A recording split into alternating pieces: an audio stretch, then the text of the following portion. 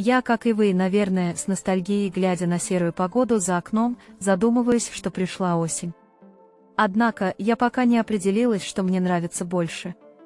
Сегодня я расскажу вам о новостях прошедшей недели.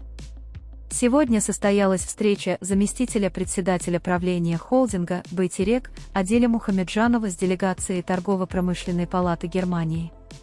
В ходе встречи руководство холдинга и его дочерние организации выразили готовность поддержать немецкие компании в различных сферах бизнеса, промышленности и инвестиций.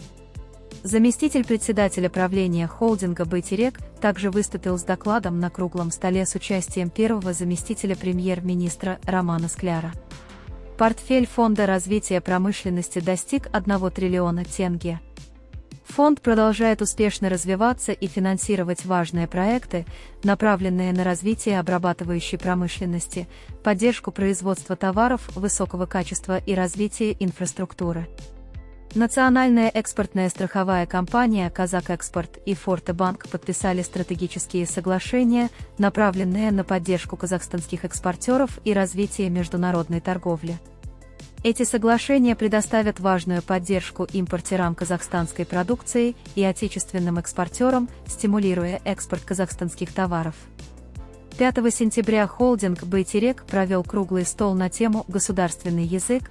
Общие интересы», приуроченный ко Дню языков народа Казахстана.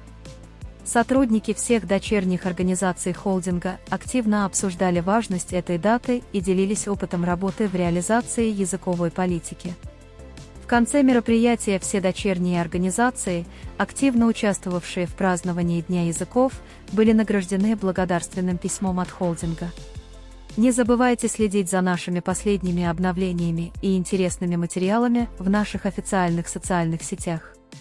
До скорой встречи, дорогие друзья!